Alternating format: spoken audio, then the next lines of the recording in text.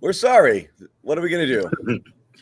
But we showed up, right? We're here. Unlike some, there are those of us who don't take any days off. Joe Sway, Jimmy, but we're not going to throw names under the bus. This isn't Romeo and Pritchard. Yeah, this isn't, Jimmy.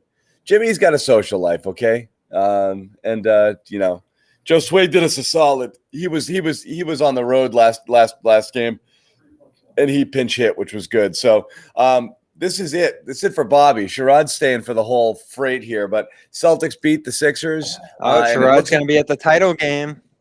Looks like they're going to the title. Get a little bling. Yeah. Going to the title game. I bet you no one's going to play in that, right? I don't know, man. I mean, it's funny because, I mean, even the guys that we are looking for to play major roles, even the guys who aren't playing major roles are balling out. I mean, Sam Hauser's balling. Bruno Fernando balling. You start going down the line, everyone pretty much stepping on the floor is getting it done. I'm getting real Jay Crowder vibes off Bruno Fernando. Ooh. You know what I mean? Ooh. I'm glad he found. Hey, that's just. But different position. I just like it's the energy, the attitude. He's going back and forth. No back down at all. Like I like the aggression. He runs through guys. I've seen him barrel over about 3 guys in the summer league, and he's physically imposing. He's got to be 240, 250. Every play that he makes, he puts a little umph on it, whether it's the 2-handed slams or that block at the rim. He was really good in this game, and I'm glad he finally had a big rebounding game because he'd be 2, 3. Today he went out and got 11, so that was huge because that's what I want to see him do most is be able to eat up some boards because the per 36 numbers were really good on the rebounding front last year. Bobby loves his numbers.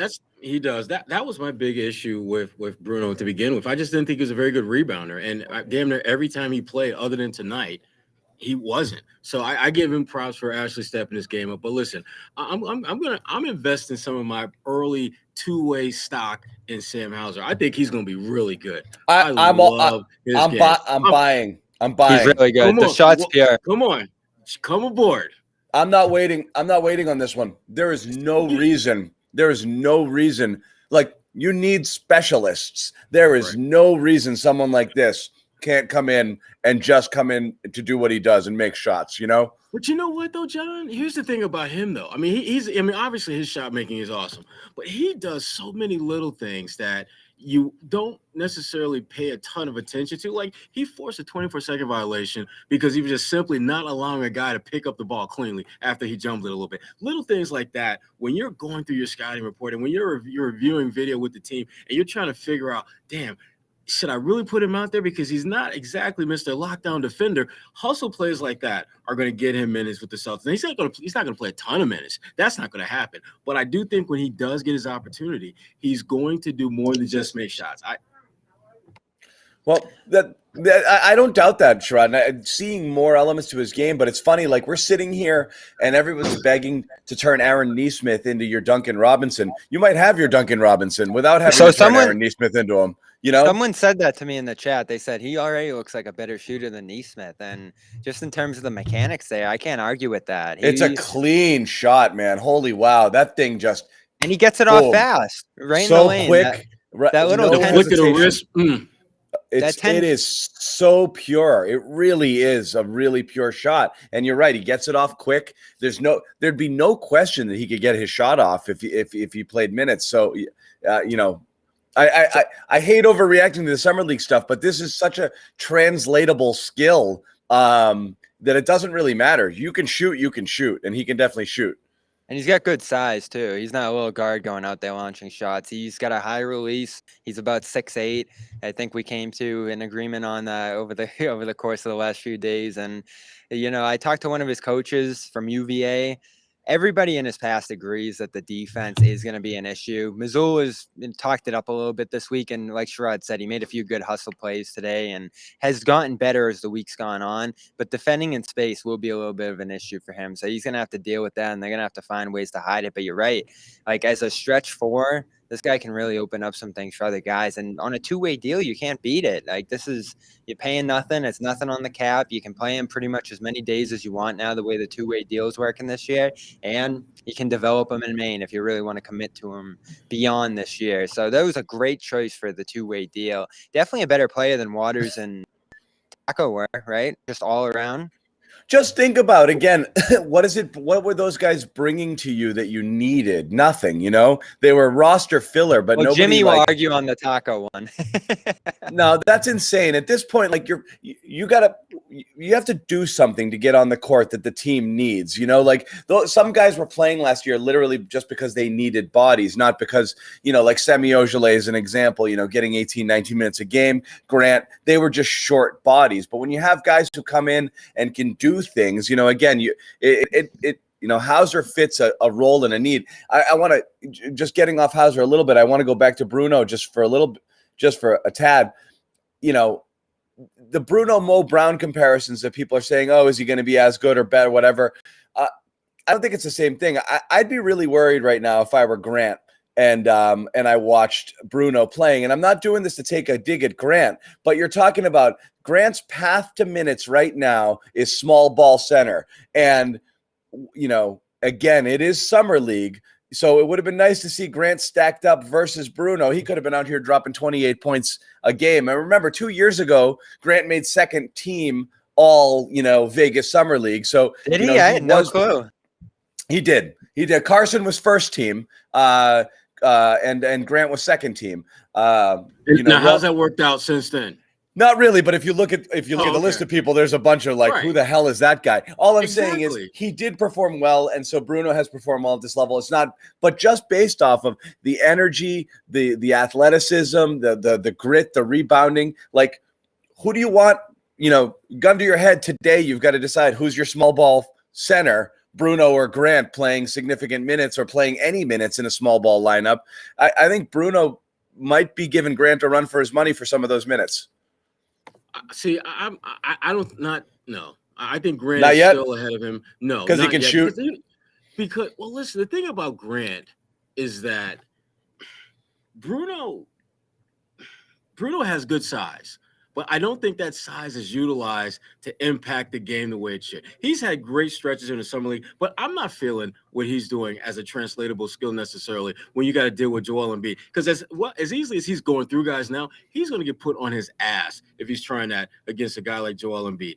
And I don't think his ability to score facing the basket is as good as frankly as Grant. Here's the thing about Grant. When you look at what he did from year one to year two statistically. Tough nickname. Can't Williams. Anyway, go ahead. Oh, damn. That's cold. Damn, that's cold. Sorry, go ahead, Sherrod. I just think right now, Grant, I think, goes into training camp at least one step, if not more, ahead of where Bruno is. That's all. Bruno's going to have to outplay him in training camp, which I think so too. I'm not giving it to him now. I'm saying that's who he would dig into. He would dig into those minutes, in that kind of small ball center sort of role, because there's no way he's on the court with another big. It's just not going to happen. If he's playing, he's going to play. I think those are Grant's minutes if he gets any. So, Grant's got to hear some footsteps. I'm not saying it's happening right away. Yeah, I'm with Sherrod. He should. I'm with Sherrod. I think what Bruno has done in the summer league is probably make the roster, right? Because he was probably one of these $1 million guys who you could have cut bait with right away. You have other centers here. That wouldn't have been a hard one to swallow. But Carson made some strides today too. He really showed that he can make a little plays on the ball there and score. He's done it before, as you mentioned, John. But that's kind of what I'm looking at with those guys. Those two specifically right there is who makes the roster between those two. I think they're going to try to Parker around. We've kicked around so much. Like you're talking Parker. It's going to be Parker versus Edwards, and Bruno's in that too. Because I think you have three centers who are veterans in Cantor, Rob, and Horford, and then you have Grant who can play the 4 and the 5. Not great 4, but he can actually play that position. Bruno can't outright. So I think that's a group of 3 guys right there, just based on their salary and where they are in the roster, who are going to kind of be the odd ones out and fighting right in the camp to try to make this roster ultimately and keep their guarantee. I would throw Chris Dunn. I would throw Chris Dunn in that group as well. He's a little more expensive. He is. Though. That's the only right. He's in a $5 million. But it doesn't range, matter if you're not going to right. use him, you'll eat it. Right. Or you'll just see if you can get someone to give you a second round pick or something for him. I guess so much matters. So much matters. Like what we don't know is, and again, this would have been nice. This is why like someone like Grant could have benefited from him, here is so they see him, and see how he stacks up, see what kind of offseason he's had, see, if he's able to, dominate in stretches, which you should be able to against this competition. Can you do the things that you do well at a high level here? But you had more to lose in that sense. We kept saying. You do to an extent, but ultimately, like really it's all going to come down to what do they come in looking like or being like? Is Grant coming in the best shape of his life, more athletic, strong, lean, playing with a bit more purpose? Or is he going to look like he looked last year, which was honestly, I thought in worse shape last year than he was in year one. Maybe I'm wrong. He just didn't look as he needs to come in. It's just, you're looking at a lot of people. Jabari, there's no way you can determine what Parker's going to, whether he deserves a spot on this team or not until you have any clue what kind of offseason he has. And we don't have a glimpse. We don't have any insight into any of that. But if Parker comes in the best physical shape he could possibly be, given he's had 2 knee surgeries and he looks great, it's hard to not give him a shot, give him that spot. If he comes in, he looks like he looked last year, I don't see what the point of keeping him around is. So training camp's going to be a big deal. What type of shape these guys come in and what they look like. Yeah, and the money to cut and the money that you would be cutting loose, to just not keep Parker is nothing. So you can do that, and it would not nothing. It would barely. Yeah, it would. I mean, it barely scratches, your financial situation. So that to me is the easiest path to keep this roster intact, is to cut him loose. I think it gets a little bit more sticky when you talk about Bruno and Carson, who, by the way, they make the same amount of money, and then obviously, Chris Dunn and that $5+ million he's due.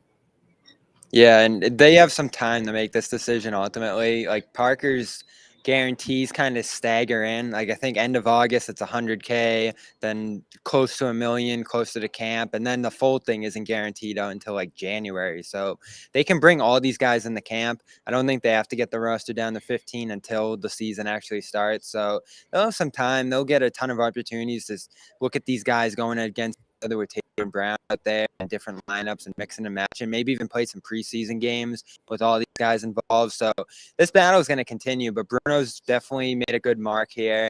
I think Edwards really saved himself today because he was heading in a bad direction with. I don't think this matters. They did say after the game. One of the things after the game, I know Missoula was talking about how he gets stuck between being a ball handler and distributor versus a shooter. Doesn't really know what he's supposed to be there. What was it exactly that he said? Because he said he was pleased with it today. He was making the right reads and the right decisions. Sometimes he's just, basically exactly what he was nicely trying to say is he's a bit of a chucker. And today he wasn't entirely. He was, as the primary ball handler, looking to distribute and make some reads. He had a really nice dime in the first half there. I forget who it was. Might have been the Greek guy. Caught him streaking to the basket on a dunk there. He did that twice. Yeah, they ain't got an assist from the ground. He had a great game today. The Greek guy. But yeah. Who's the Greek guy? It's August played for Panathinaikos. He was a star there. I think the Celtics like him. He'll probably make Maine. But he looked good. That Holman guy looked good. They got a nice cast of players for Maine in the summer league roster here. And again, I just said this in the chat earlier, Sherrod.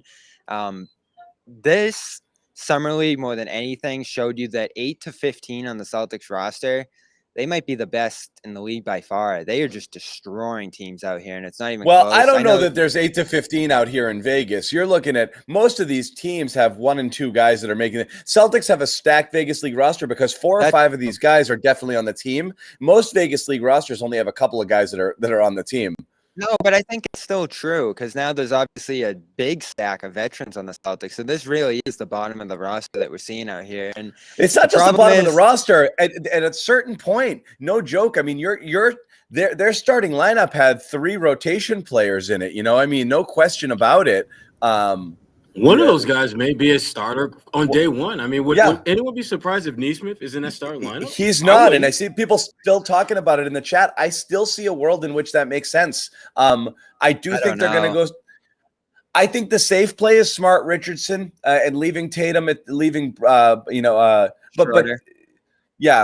leaving Schroeder on the bench. But I like it. I like a world in which it's Neesmith. I really do for the shooting there. And then because in that second unit you would have Richardson, Schroeder, and Pritchard in there too. Pritchard kind of picks up some of the shooting slack. But I don't know. I think I could see a world in which that makes sense. Who's the starting center? It's Rob, dude. Rob. It's got to be Rob. All right. You're gonna put Al on the bench? I don't. Yes. Yes, absolutely. I don't disagree, but I don't know if the Celtics are going to feel that way. You can mix and match lineups a lot. You cannot bring Rob off the bench again. You cannot do it. Okay, like the first thing Ime does can't be the same dumb shit that Brad did for 30 games last year. Okay, that can't be your signature. It can't be. It's not going to do that.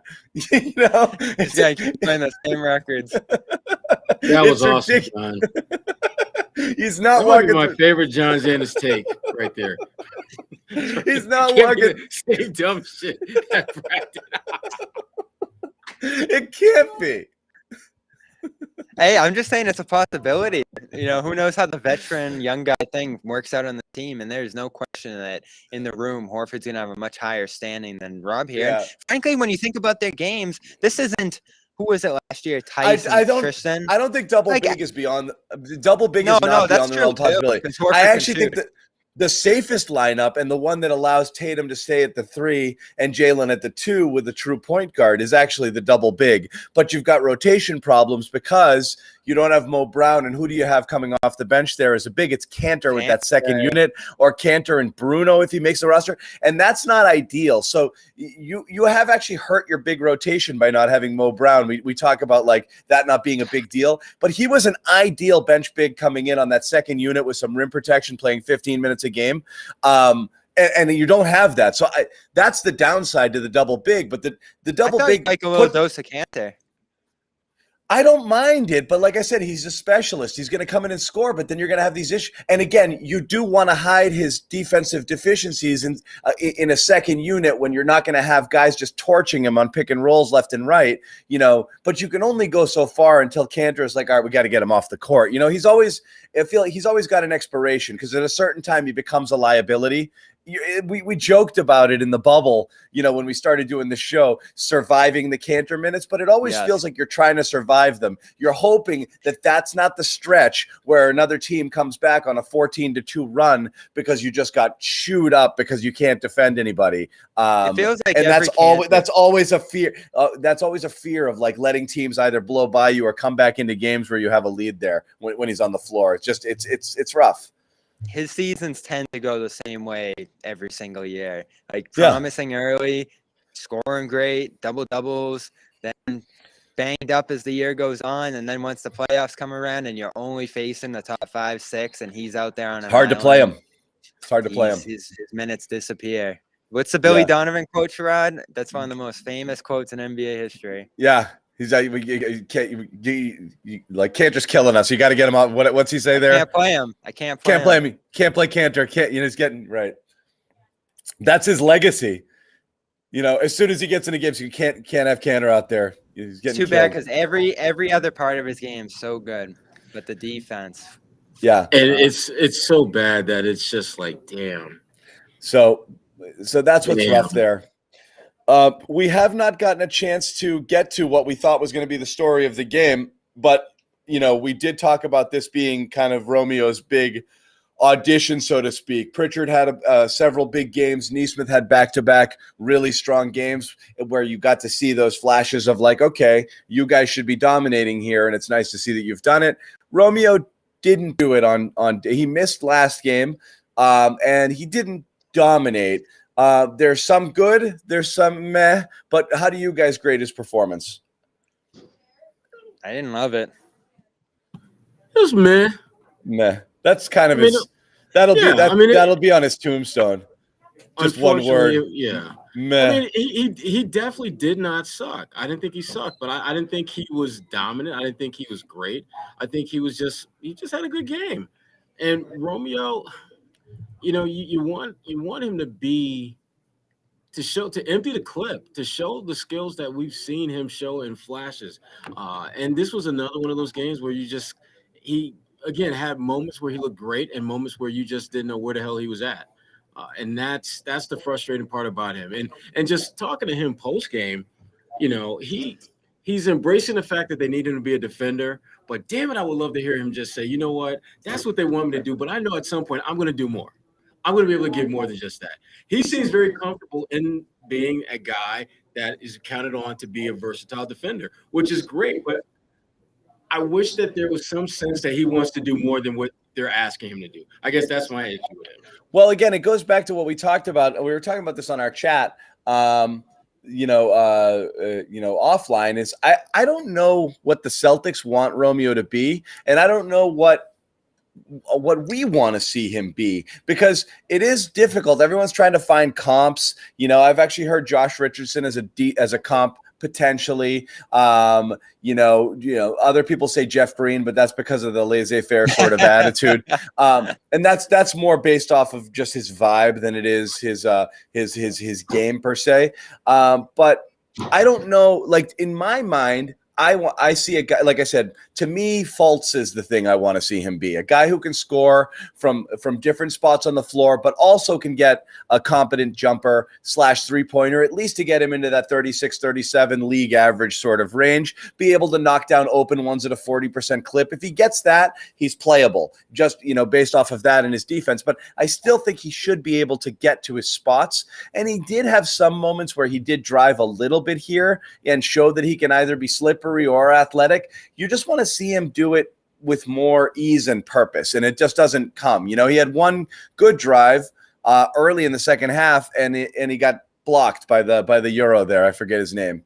He struggles to get separation. This was the knock on him. But he's not getting great separation. Yeah, his defenders are with him all the way to the rim every single time. And you saw plays from Edwards and Neesmith in this game too on one left-handed finish where they blew by their guys. And I said right after that, I was like, I really wish we'd see Langford do this too. And that's right when he threw down that slam on the baseline. So 3 games. Kind of meh, but 3 loud moments from him. I don't know. Is his defense locked down enough for him to be a defensive specialist in this league? I'm not sure. It's very sound positionally. I think the Celtics love how he plays because it's safe. It's almost like a semi sort of thing. Like they trust that he's going to be footwork wise and just positionally in the right spots on that end of the floor. But I don't think he can be the 0-0-0 player in real games that we've seen him be in so many of them, even when he does play great defense. I agree with you on the shot, John. Like, I do think he could be like a 35, 36% three-point shooter, but he's not going to shoot a lot of them. That matters.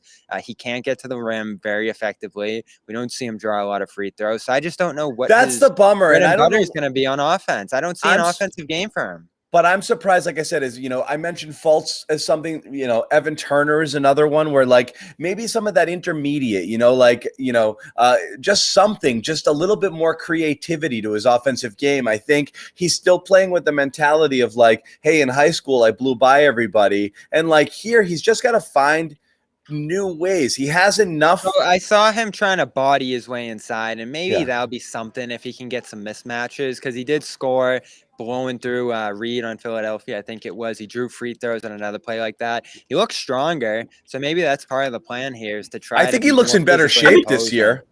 Yeah, and I think Romeo has been deceptively strong since he's been with these guys. I mean, when you stand next to him, I mean, he's no wallflower. I mean, he's no twig. He's got some decent size for him. And I love early on in the game where he got a matchup where he clearly had an advantage. And what did he do? He took that guy's little ass down to the block. And that was impressive. That's what you want to see him do, because Tatum and Brown are going to have plenty of matchups that they are going to be able to work and manufacture points from. But when you're on the floor, if you're Romeo and you've got a 6'2" guard that's defending you, take his little ass on the block and beat him up. just beat his ass into the ground. Tatum and Brown aren't going to be tripping about that because they know that's going to be your bucket for the day. We're still going to go and get our 20, 25 a night, but we need to get you some confidence going, because that's the one thing about Romeo. I don't feel he plays with great confidence. I think he plays with competence, but confidence a little bit different. Yeah. So that's a really good question, Sherrod, because do you think he could have dominated the setting here if he really put his mind to it and he just kind of stayed back and made plays and focused on defense a little bit? That was kind of like the big question today. Was he capable of having a 20-point per game summer league like some of these other guys do? And is he just kind of content with his role and trying to fit in where he will in the regular season? I think that's a real question. Yeah, and I think that's really what Romeo in his own way was kind of telling us, that he's just trying to make sure he does the things to prepare to play this season. And he knows to play this season, I got to defend. That's how I'm going to get on the floor. It doesn't matter how many points I score out here in Summer League. I'm not going to get those same shots in the regular season. And while that may be true, you still need to show growth in that particular part of your game. And that's the one thing about Romeo that I'm still a little bit not sure about, is whether he fully understands that, as important as it is for him to be a defender and get on the floor in that regard, they still need him to evolve his game at the offensive end of the floor. And he took a couple corner threes, not too much tonight, but this summer he's done that. That's a shot that I would love to see him be more confident taking. Think back to Jaylen Brown. When Jaylen wasn't scoring, what did he do? He started knocking out that corner three and played defense. And then from there, he expanded it from there. And that's what I would love to see from Romeo. Find a specific part of the floor offensively where you're comfortable shooting from. And usually it's the corner three. Work on that part of your game. Continue to defend at a high level and build your basketball kingdom that way. Defense, corner three, ball handling, and just keep going from there. Sherrod, this is what I would say if I was hosting a radio show right now. Do you have your radio on? Because you're getting a little reverb right now. No? No. Did you just mute yourself? Don't mute yourself.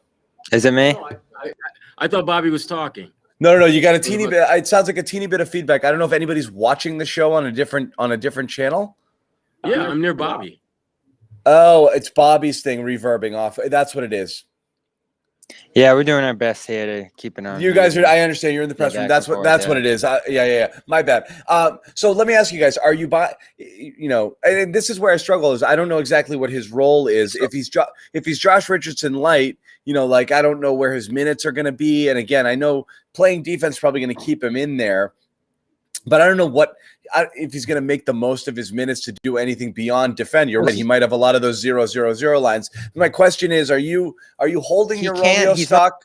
Are you holding your Romeo stock, or are you selling it? I'm keeping mine. I'm keeping mine. Keeping it. I'm holding mine also. I'm still holding it. And part of my reasoning is this.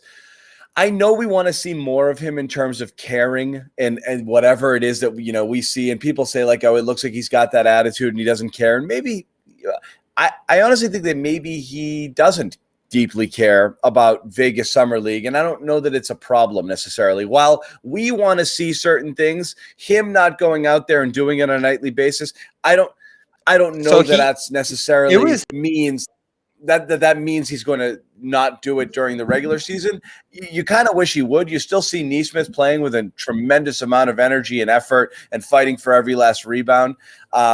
So I don't know. But I'm not super concerned by. I would have felt better if he went out there and dominated, but it's not enough to completely. No, for me to It's a fair point, and it was interesting. Missoula and him really did push back against that notion that he's passive and kind of sleepy out there. It's the things we've talked about before.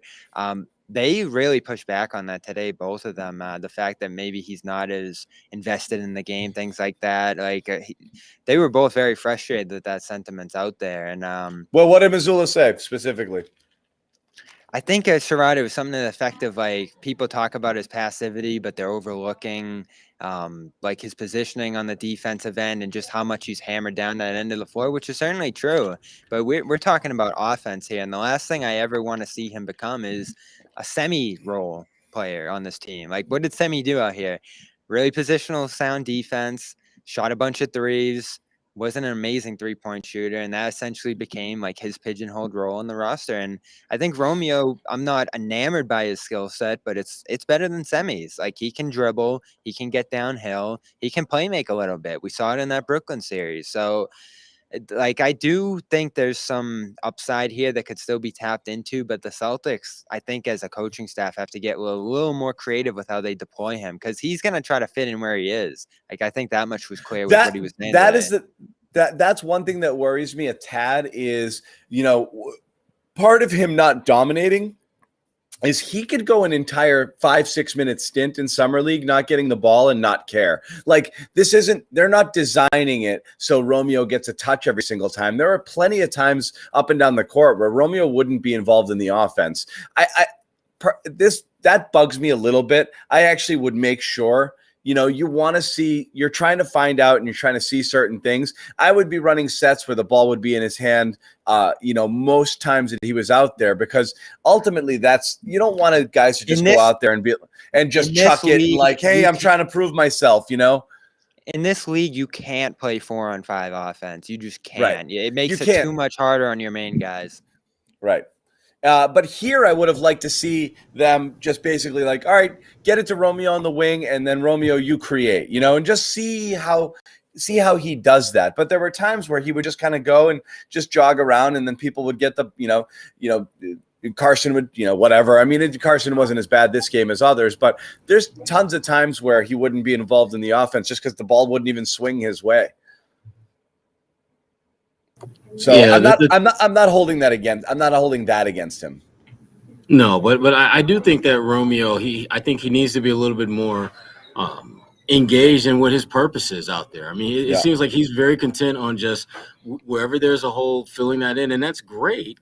But at some point, you've got to say, I can be more than this. I have to be able to give more than what they're asking of me. And I don't know if he's at that point where he's comfortable taking that leap, taking that step. You start looking at his game and breaking it down. He does a lot of the things that you want a young guy to do. He can defend. He's got good length, but he just seems to be kind of take whatever I have on my plate. It's there, as opposed to this is what I'm bringing to the damn game tonight. Yeah. That Romeo we haven't seen yet. I don't know if we ever will. But that Romeo, I think, is what this team ultimately is going to need. So there was another moment in his presser. It was a really good presser that was revealing to me, because we always hear him talk over and over again about how frustrating it was to be hurt as much as he was, and not find a role right away. So that's where he did key in on defense.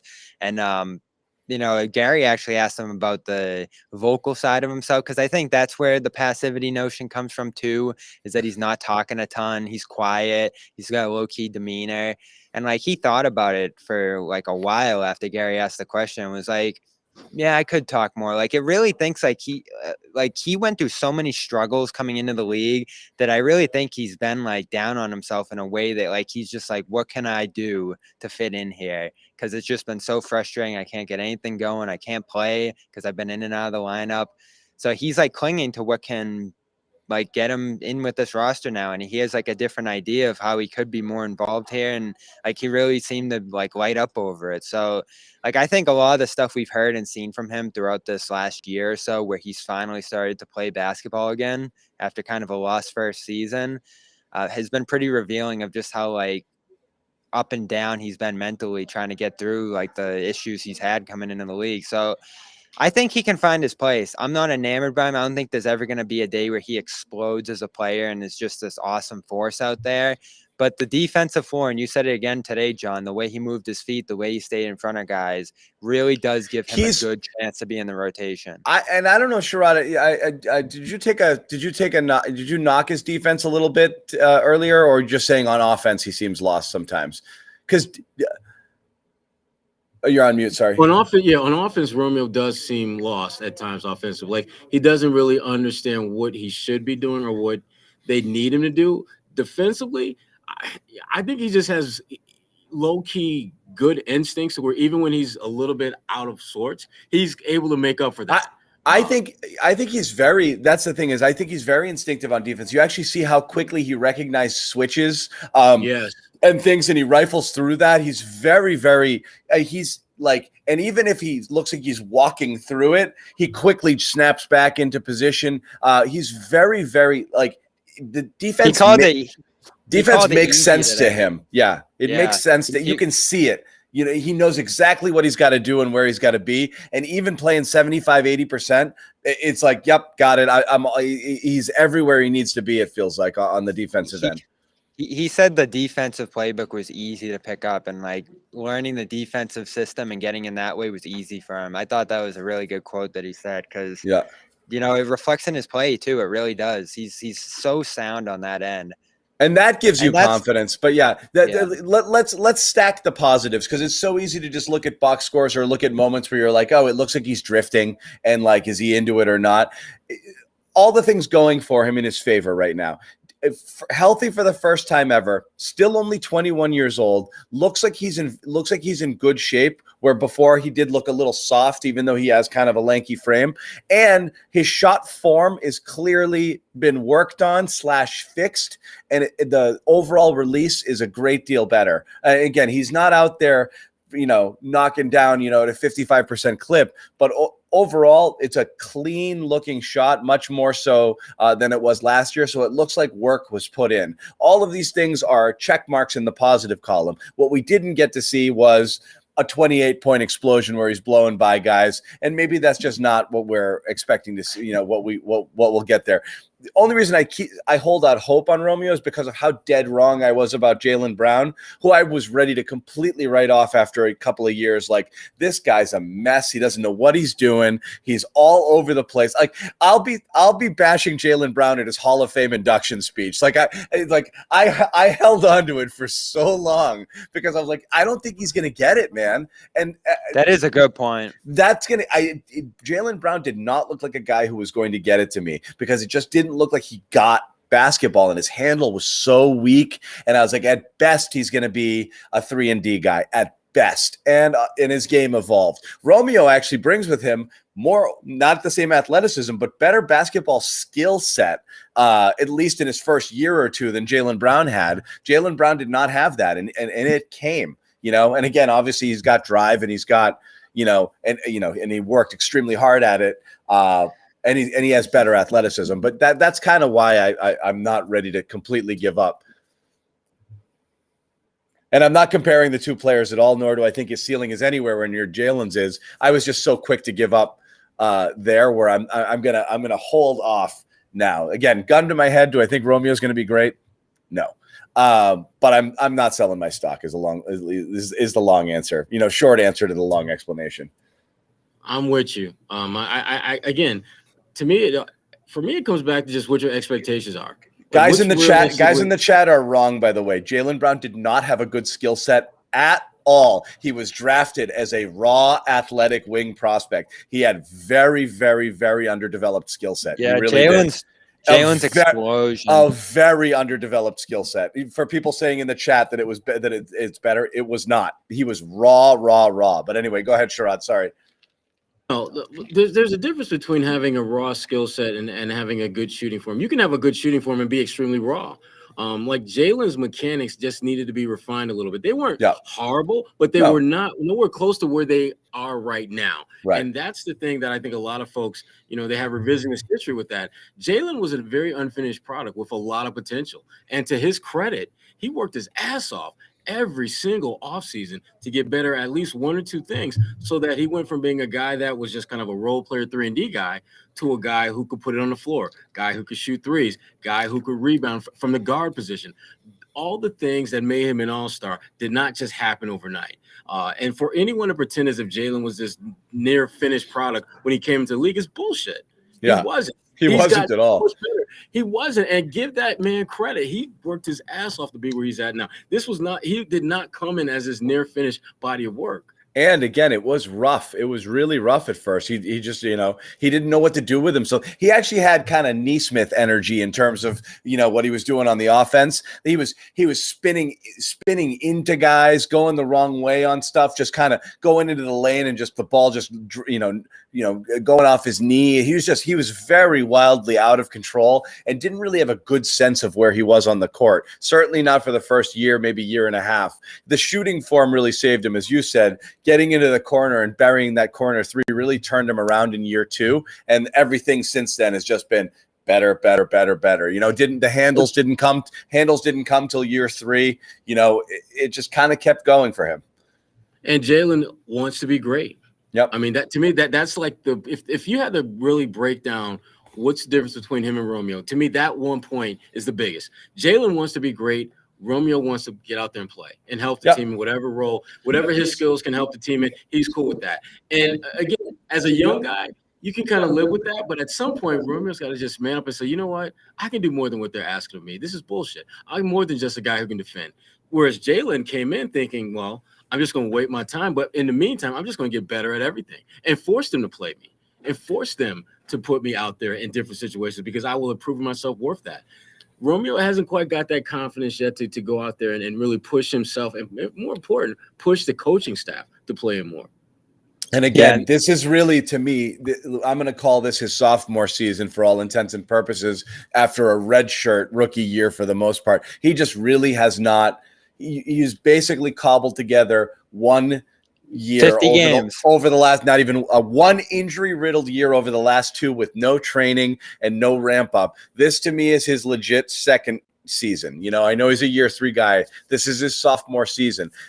Again, the expectation should reflect a guy who should be more, instead of looking at him as a year 3 guy, the expectation should be a second-year player who was injured on and off his first year, and let's start now. He's very much just beginning, so that's why it is still early to jump ship. The problem is if you're going into 2022 and you've got to make some real, you know, cost-cutting maneuvers, his $5 million is going to be something that they might want to get off the books if he doesn't show that he's worth it. So it is a bit of a make or break year. He's got to at least prove that he's a competent pro, if not one that you really want to kind of stay with him because you think that his trajectory, It starts with playing the whole season, right? If he could play a 72, 82 game season here, that would be a huge step on its own, playing every single game. Because then I think the strides happen naturally. A lot of this stuff is opportunity. Jalen got immense opportunity into year 2. That's what held him back largely in year 1. A lot of people did want to see him play more in that year 1. So that's going to be the key for any player, really, is that opportunity to come in and be able to be free. And that's why this summer league was a little frustrating in that sense for him, because this was an opportunity for him to come out, play free, and do what Neesmith, Pritchard, and Edwards, more than anyone, has taken that opportunity to the bank in the many runs he's had here. So you would have loved Romeo to be out in that. I think that's a little frustrating that he didn't have that one pop-off game. But I'm not completely out either. Like, I do think there is some level of a floor here. I've never been crazy about his game, but I think he's taken the right approach to get there. And the shot to me, I keep saying it, looks decent. Like, everyone freaked out about his shot coming in the league and the ping pong ball and all that. Like, he never looked like a broken shot guy to me from day one. Like, he was hitting threes his rookie year. Well, didn't he had a thumb injury on his shooting hand, right? That altered his shot in college. So he's been tinkering with that for a little bit. We're not in Markel Fultz, like, you know, it's not broken territory. You just needed some tweaking and some time to practice a little bit. I also think, again, relative to expectations, we do have to take into consideration 14 picks typically are rotation players. All you're looking for Romeo to be a successful player and pick, given his draft slot, is someone who can play 18 to 20 minutes a night and be a 5 through 8 rotational sort of player, which is not beyond, you know, which is not totally ridiculous to think that he can still get there. What you're hoping was, when he was drafted, it was a guy whose stock fell, so you might have been getting a top 5, top 8 talent at that spot, which is why people, I think, are like, well, I want to see him do a little bit more and be a little bit better. It may never happen. If you get a guy who's getting you 17, 18, 20 minutes a night, I think that's good. I still think there's something there. There's a thing. I just, you know, you want to see it. You see those little flashes and you're like, you know, I don't know. I'm not selling, but I wouldn't be stunned if it goes either way. He's 21. Like that. You talk about the games that he's 21 too. So that leeway he had coming in at 19 was huge, given what happened over the last 2 years, because he's still very young. Some guys coming in the league at the age he's at right now. Yeah. I mean, how old's Pritchard? Pritchard's definitely older. Right? Like, I think Pritchard's like 23, I think. Now, what did Pritchard do today? He went and played like in a family game or something? That is some great breaking news. He played in a pro-am today and scored 92 points, probably at the same exact time as the Celtics were playing. So his previous engagement was like to play in some charity game or whatever. That's awesome. That's awesome. Hey, so we know he got his run in today. That's awesome. So, he's the best. Is that real? Because I've seen it all over Twitter, but I haven't seen it. It's got to be if everyone's talking about it. I don't know. I mean, it is. I don't know if it's. I was waiting to see it from somewhere, but I haven't seen anything yet. That is hilarious if that's the case. And again, someone saying it's his family team. It was like a family something, you know. That would be really funny if that was his prior engagement. This is clearly his prior engagement. Wow. That's pretty funny. Is it? I don't know. What kind of operation are we running here? What? I don't know. We'll see what actually happens. I'm not gonna fake outrage over it because I don't actually care. It just is surprising that that's the type of thing. No, you would have thought it was a wedding or something, right? Yeah, it's surprising that's the kind of thing that you would get a pass for. That's all. Maybe he faked it. I don't know. I got a prior engagement. Yeah, that's how he put it to them. It is a weekend, so we're going to keep it short, and also we were a little delayed on the start, so I'm going to let these guys get back to their stuff. Guys, final thoughts here as the Celtics are headed to a Summer League championship. We hit on Romeo, we hit on Hauser, we hit on Bruno. As always, we're not talking about Carson Edwards because this is a Carson Edwards free zone. I'm not spending any time. Though again, we'll see. I mean, he played well tonight. Edwards do enough to make that. I'll give him this. Did he do anything over these few games to think that he's got a spot on this team? I think he does. I think he will. I think he will be on the team, and I don't think his situation was as dire as we may believe it to be. I think Carson is a guy that they still have confidence in. Why? Not really sure, but my gut tells me that this is still a guy that they are confident can help them at some point. And this was an example of him doing a lot of the right things out there. But to me, the thing about Carson, make shots and be a threat when you're on the floor. If he can do those two things, everything else is going to fall into place. He can be a reliable 10-minute per game scorer. Because even though he's not obviously a great defender, he doesn't suck either. Yeah. He's got that strong lower body center of gravity thing going for him where he's a hard guy to get through and get to your spot. So all he has to do to me is just do what got you to the league and knock down shots and be a threat when you're on the floor. Yeah, it's all going to depend on what they think of Parker. I think everything Sherrod said earlier about Parker is valid, that non-guaranteed money is going to be appealing to them. If they can decide that he might not be for them and move on from that, that's going to be the easiest way to sort this out, I think. But I don't know. There's a little something you still want to see with Parker after what you did in the playoffs there, right? Like, he was pretty good in that Nets series. I think you love guys with the pedigree of Parker, because you always feel like there's something there you could tap into that he might be able to get, a fountain of youth sort of thing, or just a revival of Jabari from a few years ago. He might find a new way to do it. Like, think of Sean Livingston, like what he came into the league as versus what he thrived as later after some really bad injuries early in his career. Yeah. Maybe you have something like that pan out. Problem with Parker is, again, it's not just the knees, it's just the shot. Again, it's a team that really needs shooting. And again, as I keep pointing out, between Richardson and between Smart and between Schroeder, and now you're going to throw in, if Romeo is playing significant minutes, and then you throw in potentially Parker in a rotation of in a top 10 sort of role. That's 5, 6, and then Rob. You're consistently putting 6 of your top 10 players are guys who can't shoot it from the outside on a like a deadly clip. Like it's not like Smart can't shoot. They're just not dead-eye shooters. So you're just, the fact that Parker can't shoot at all, I think hurts him a little bit there. But if he can find ways to score, and he's a guy who creates his own shot, it's obviously the number one skill in the NBA. And if he can tap into that, there's value in it. So again, yeah, what does he come in looking like? What kind of shape is he in? And is there a chance he can kind of dip back into that, those earlier year Parker, things? And that would be a useful asset. You mentioned Dunn he can't play earlier. defense either, and you're right. People are putting that there. That's another thing here is him and Cantor on the floor at the same time in a bench unit.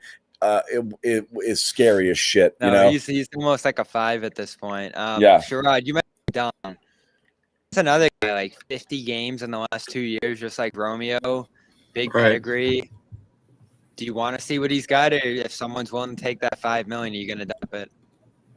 Hell yeah, I want to see what he can do. I think when you've got the opportunity to do that, and it is not going to absolutely devastate you financially, which is what happens at training camp. I mean, that's why you can have so many more above and beyond the NBA minimums for rosters to evaluate and make decisions on guys. So I absolutely want to have all those guys in camp and see who's left standing when the dust settles, because I think they deserve an opportunity to prove themselves.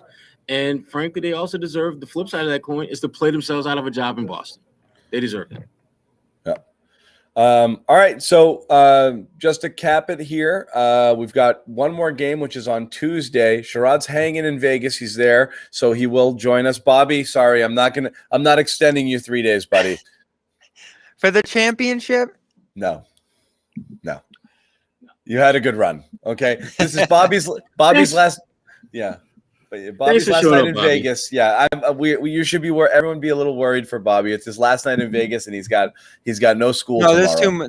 Oh yeah, you're right. It's last real night. Yeah. So Sherrod, it's on you. It's on you to keep to get Bobby home for us. Okay. Well, we'll be back after the championship on Tuesday, which is great. Patriots back at it next week as well. Evan Lazar going to Philadelphia following the team. Any Pats fans in the audience, check out our coverage throughout the week there on our Patriots YouTube channel, and we'll have post game again after the Eagles game next week, week 2 of the Mac versus Cam competition, which again I think is ticking. Anyone who's I was ticking towards Mac, but that's just me. I did have some major. No, it's not. It's not just you, John. It is so not just you. It's not just me. I'm saying I've thought since I've thought it's Mac without question, and I've been taking bets on it. So I'm 100% that Mac is starting week 1. But I did get some major Justin Fields envy today, though, watching that game, Bears Dolphins. But whatever. Anyway, thanks, guys. Final word here. I think it was a really good week. Oh yeah, you got that. I think it was just a really good week for the Celtics. Like, this may not translate, but this is mostly what we want to see. Just them look really good here and take some steps, which I think most of these guys did. And then to get the Schroeder thing right in the middle of it, really, we kicked that around already, but that really solidified the roster in my eyes. I kicked around a little bit, like how the Celtics looking with some scouts here. I think a few of them said they're mostly looking the same, but there were a few who really liked what the Celtics did this offseason, especially on the defensive end of the floor. So we'll see where that goes. The Schroeder thing's going to be interesting. Like, you really do hear a little bit of everything about him out here. And I did write about that for BSJ today. It's like, this is kind of like a 50-50 coin toss thing for the Celtics. This could go really good or really bad in here. Yeah, well, if it goes bad, they can pull the plug very quickly and not quite as painful as pulling the plug on a lot of things when they go bad. So yeah, that is true at 5'9". Yeah, it is hard cap now. Not a horrible dead money hit for 1 year. You're right. It is interesting, though. You're right. The overall perception of the team a week ago versus now. You got some good Vegas League stuff. You got to see Neesmith do some things that made you feel good. And again, even in a cold shooting game, he still had a couple moments tonight where he took it to the basket and stuff you like to see. He was great on the defense. He was great rebounding the ball again. Pritchard obviously played the way he played, so you feel good about stings, and then the Schroeder thing I think helped you feel that the roster was a little John, bit solidified. I said 2 weeks ago this team might not make the playoffs, and I don't feel that way anymore. Like, I think they really solidified some of their needs with Schroeder, and the young guys look good to me, especially Pritchard and Nesmith. So those 3 things really did it for me here, to just tick them up a little notch, maybe at that like 5-6 seed spot now. It changed the perception and the vibe around the team, which is a good thing. I think everybody needed some vibes after just the way the offseason went down. Just didn't, and didn't really seem like things were going the way people wanted them to. So yeah, all in all, a positive week, a good week of coverage. Thanks to Bobby, thanks to Sherrod down in Vegas, pulling double duty here, jumping on the show and chasing those guys around and checking out games. You guys checking out more games tonight? No, done? Hell no. Wrap it up. Have some fun. Have fun, guys. Thank you guys for watching. Again, subscribe to the YouTube channels if you haven't already. Follow everyone here on Twitter. Follow Celtics CLNS on Twitter as well. You'll get notified of all of our post-game shows. We are back on Tuesday. Until then, take care, everybody.